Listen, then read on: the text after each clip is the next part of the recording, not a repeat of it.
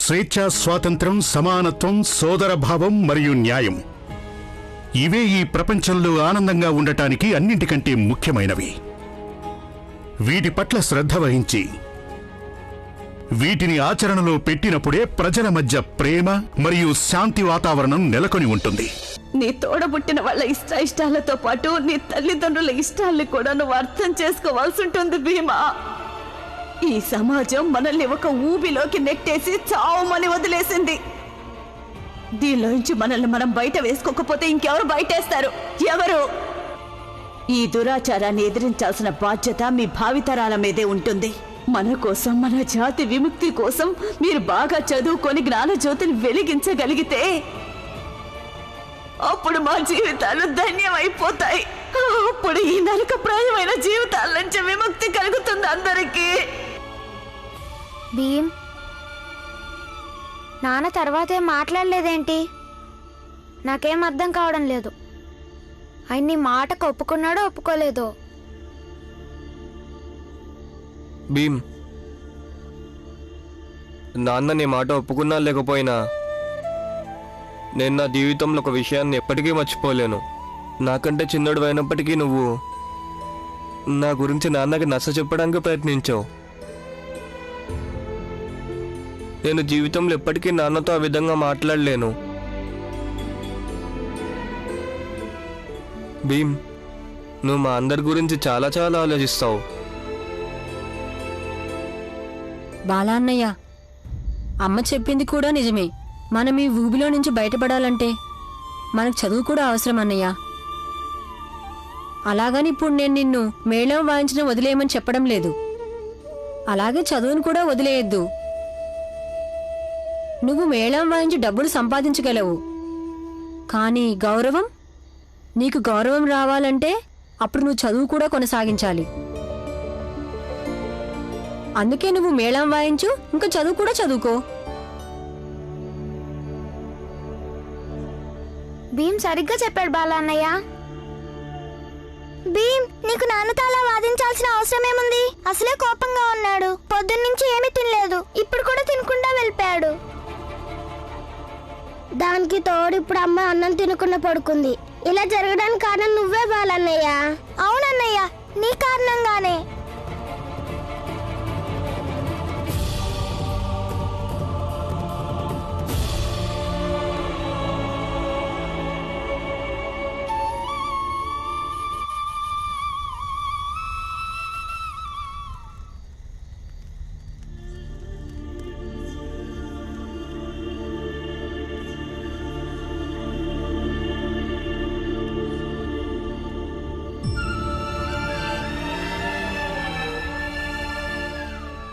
నాన్న, భోజనం చేయి నాన్న.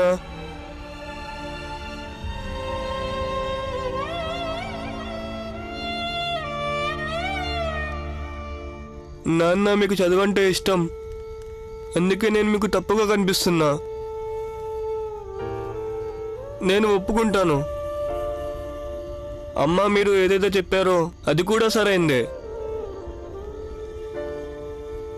కానీ నాకు మన పేదరికం అంటే ఇష్టం ఉండదు. నేను మిమ్మల్ని ఇలా కష్టాల్లో చూడలేను నాన్న.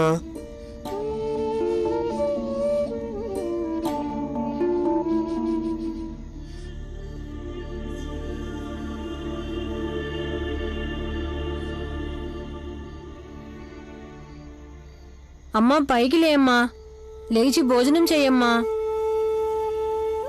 అమ్మా, నా వల్ల తప్పు జరిగి ఉంటే దయచేసి క్షమించమ్మా, కానీ నువ్వు లేచి భోజనం చెయ్యమ్మా.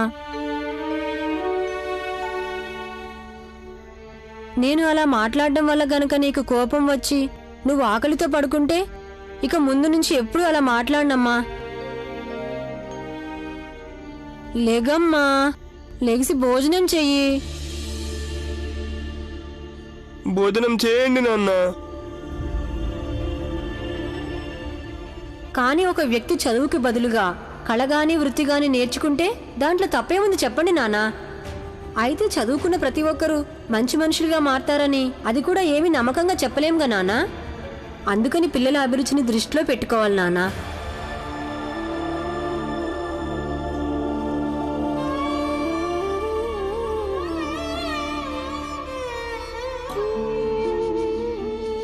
తినండి నాన్న.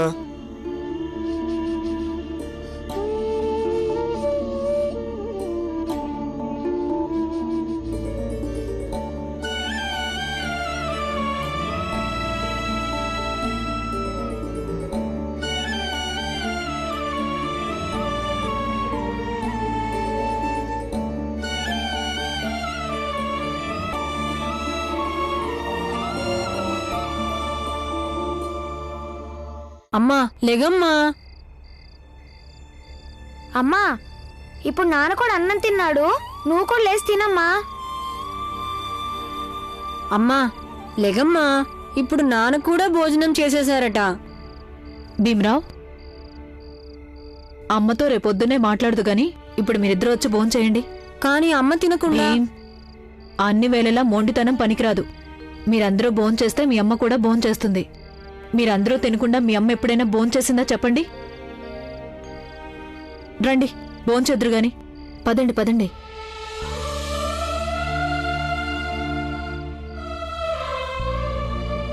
అమ్మా లెగమ్మా. భీమా వెళ్ళి ఇక్కడి నుంచి.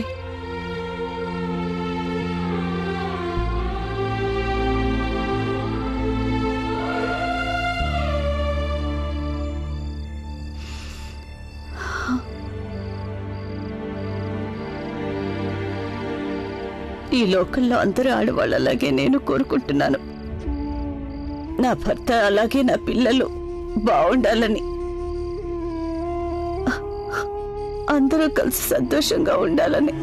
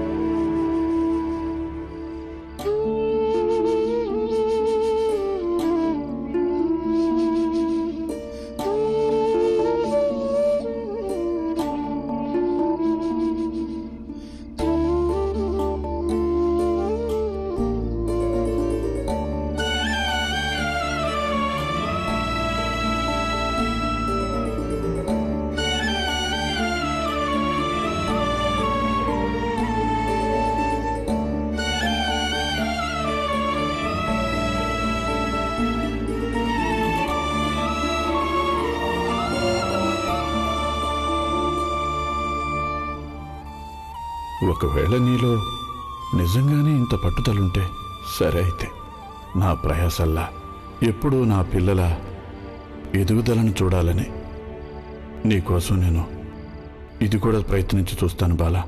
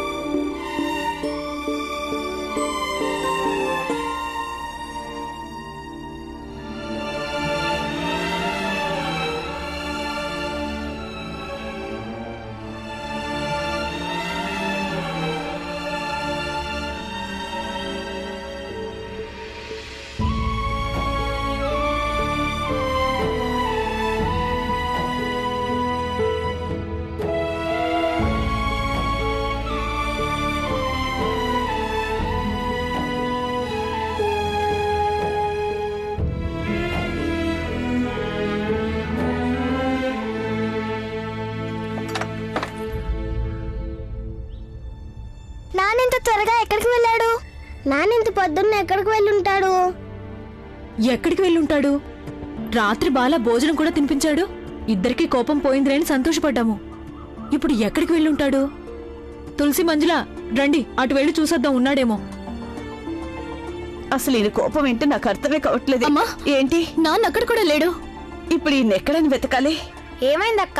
నాన్న ఇంత పొద్దున్నే ఎక్కడికి వెళ్ళాడో తెలియడం లేదురా. వెళ్ళి చూసొద్దాం పదా. నువ్వు లేచొచ్చి ముఖం కడుకో, లే తొందరగా. ఇంత పొద్దున్నే నాన్న ఎక్కడికి వెళ్ళాడు?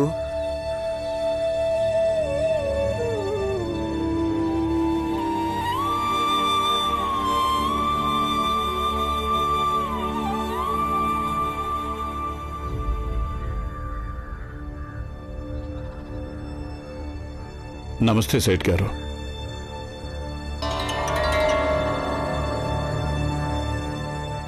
రామ్జీ సత్పాల్, సుబేదార్ రామ్జీ సత్పాల్, రిటైర్డ్ సుబేదార్ రామ్జీ సత్పాల్. ఏంటి పని?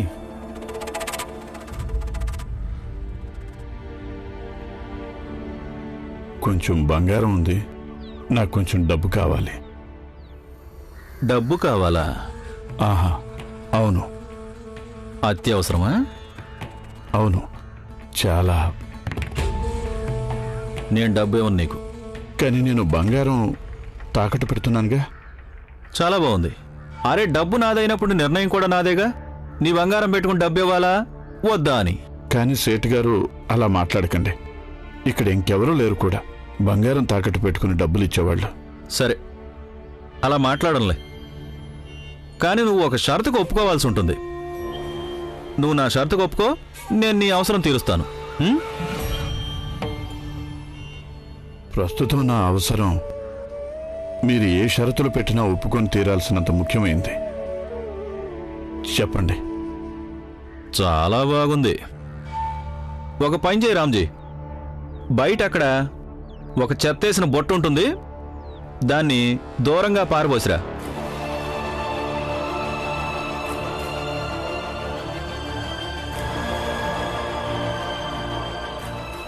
కోపం వద్దు రామ్జీ, కోపం వద్దు.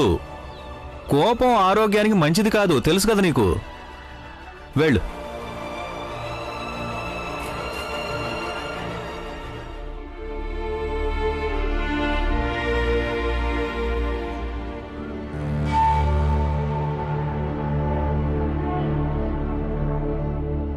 రామ్జీ, అలాగే ఆ తొక్క కూడా పడేసేయి.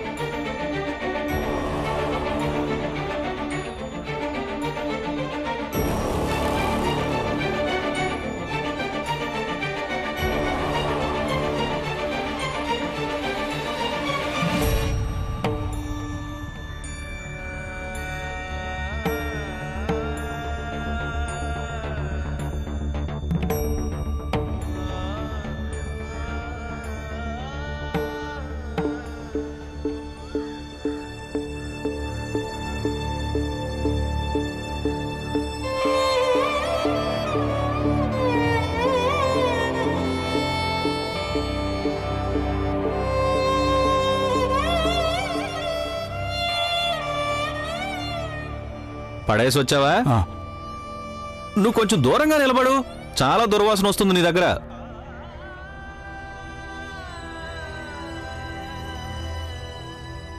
ఇకనైనా ఇవ్వండి. అరే, ఇస్తాన్లే, అంత తొందర ఏముంది. ముందు నా చెప్పులు శుభ్రం చెయ్యి.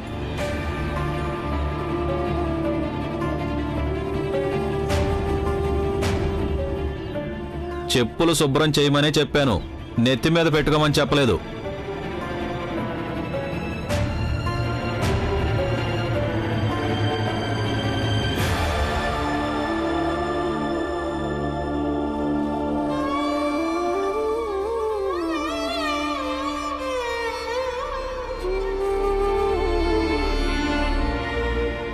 ఏదైనా గుడ్డ ఇవ్వండి. ఒంటి మీద ఉన్నాయిగా. కండువా ఉంది, నీ కుర్తా ఉంది, పంచి కూడా ఉంది. తుడు.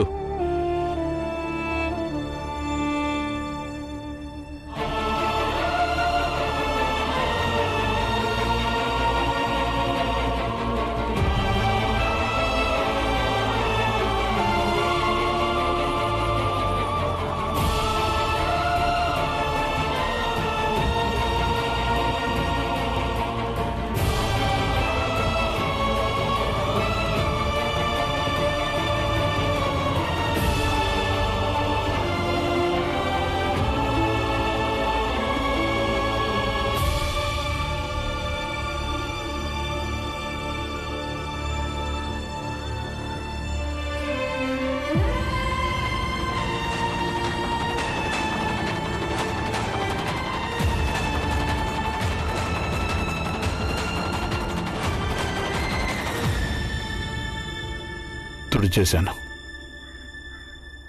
ఇటివు, ఇలా ఇవ్వు నీ నగ.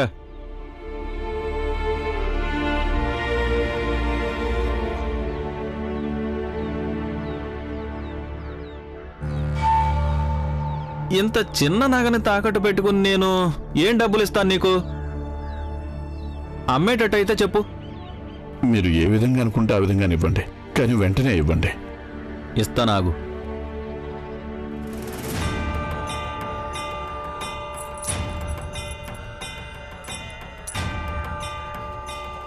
ఒకటి, 2, 3, 4.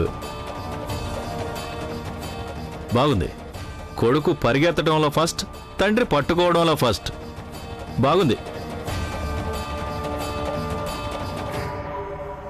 ఇదిగో చూడు, నువ్వు నాకు మాట చెప్పు. అంత అత్యవసరం ఏమొచ్చింది నువ్వు నా షరతులన్నింటికీ మాట్లాడకుండా ఒప్పుకున్నావు? అది నా కొడుకు. నీ కొడుకేమైంది? ఏదో అవసరం వచ్చిందిలే.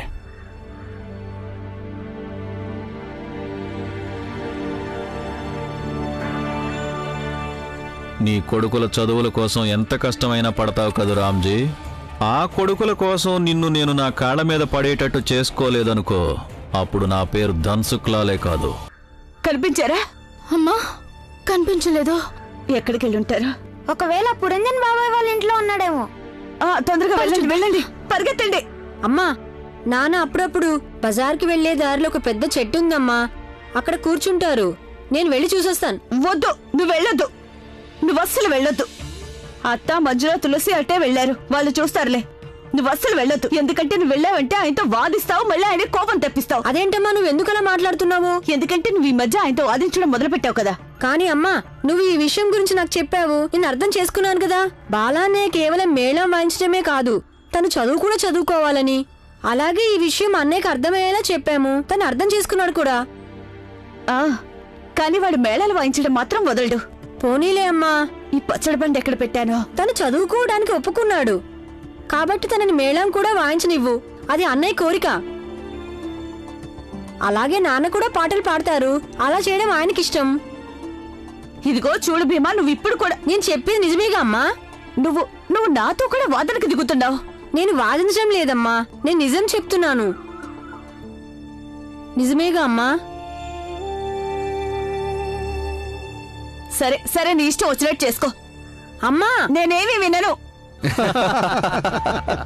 అయ్యో వినండి, ఆ తర్వాత ఏమైందంటే నేను తెల్లదొరతో అన్నాను, దొర ఈ కిళ్ళి తినండి అని. ఆయన కిళ్ళి నోట్లో పెట్టుకుని నవ్వడం మొదలు పెట్టాడు. అవునా? అప్పుడు నేను ఆయనతో అన్నాను, దొర ఇది నమిలితే మీ నాలుక ఎర్రబడుతుంది అని. ఇంకేముంది, ఆయన తన నాలుకను బయట పెట్టి చూసుకున్నాడు. ఇంకేముంది, బట్టల నిండా కిళ్ళి పడిపోయింది. మొత్తం ఎర్రగా అయిపోయాడు. సోదరా చూడు, ఇవాళ బాగా చల్లగా ఉంది, అందుకని టీలో కొంచెం అల్లం ఎక్కువగా వేయి, మజా వస్తుంది. ఏంటి? బాగా చెప్పావు. అందరి కోసం పెట్టమంటావా అల్లం టీ నీ ఖాతాలో? అరే చెయ్యి. అబ్బా, నీది చాలా గొప్ప మనసు, చాలా గొప్ప మనసు. అరే, ఈ రామ్జీ చేతిలో ఏదో ఉంది.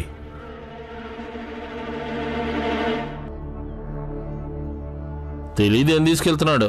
ఏంటో నువ్వే చూద్దువు గాని.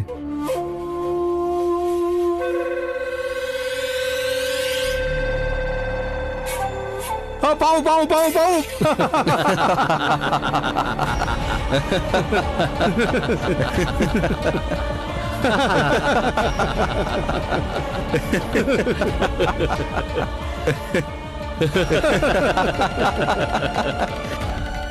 నీకు మతిగాని చెడిందా ఏంటి? భయపెట్టి పరిహాసాలు ఆడతారా ఎవరైనా? కోపం వచ్చిందా? అయ్యయ్యో, నువ్వు ఒక పని చెయ్యి, వీటిని తీసుకొని వాయిస్తారు కదా, జిమ్ జిమ్ జిమ్ జిమ్ అని తీసుకొని వాయించుకో. మెదడు చల్లబడుతుంది.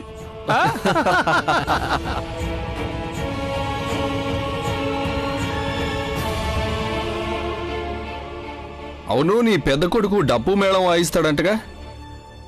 కొంపదీసి నువ్వు కూడా మేళం గ్రూప్ లో చేరుతున్నావా ఏంటి? వెళ్ళి ఇదిగో సోదరా, ఈ తండ్రి తన కొడుక్కి ఒకవేళ మేళం వాయించడం అభ్యాసం చేయిస్తాడేమో. తీసుకో తీసుకో తీసుకో రామ్జీ. పాపం నీ కొడుకు మేళం వాయించకపోతే మరి నీ ఇల్లు ఎలా గడుస్తుంది చెప్పు.